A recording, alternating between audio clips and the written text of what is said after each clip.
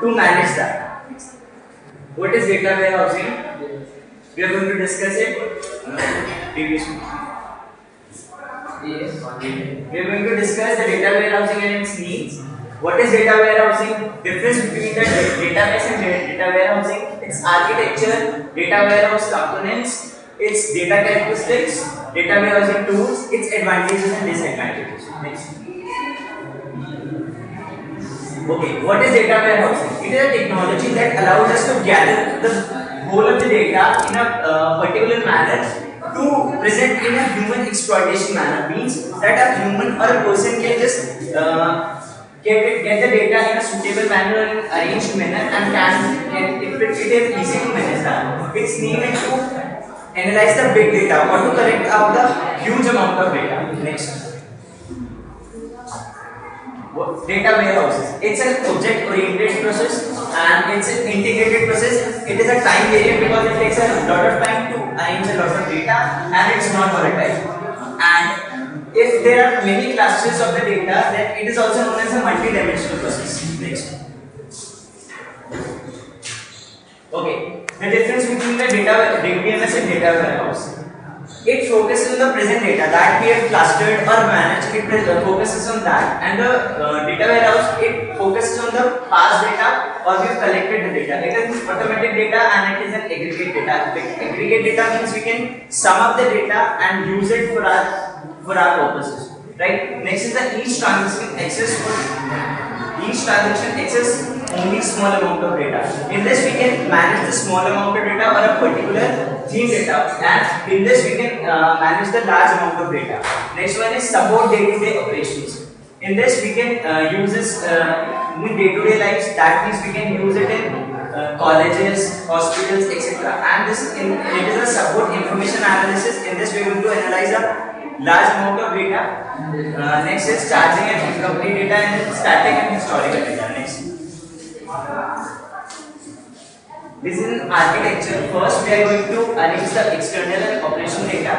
Then we are going to monitor it. These are the monitoring systems. We are going to monitor it and collect the data into the data marts. Next we are going to aggregate the data and we are going to make the OLAP and OSAP servers. OLAP is an online analytics process. In this we are going to analyze the data. And last we are going to analyze, make the report, and the data mining is being done. Next. Now data warehousing characteristics. It is same as the data warehousing system. It is an object-oriented data. In this we are going to have the integrated data, time-variant data about the time, and non-volatile data. Next. Okay. These are the tools. These are the tools in which package integration, legacy systems, and other internal applications are being arranged and extracted at one place where cleaning is being done. Cleaning is the missing out of data in which the missing values are being arranged and transformed. Then these are being loaded to the different data marts and data warehouses. Next. These are the tools from here. My friend Manish is going to explain. Now we have tools for different tools for data mining, integration tools, and quality management tools, and query tool and reporting tools. Reporting tools are used for the report presentation of data, which comprises of knowledge base we have collected in the data warehouse. Advantages of data warehouse.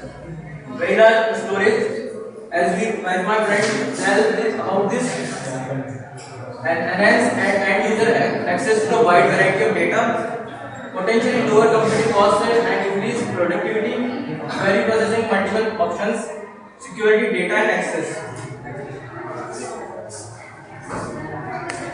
Disadvantages of data warehousing. It is costly. It is a costly method. As we have collected the lot of amount of data which is historical for the purpose of extracting the knowledge base for the development of a business support. Difficult to accommodate changes in the data types and ranges, data source schema, indexes and queries. Thank you.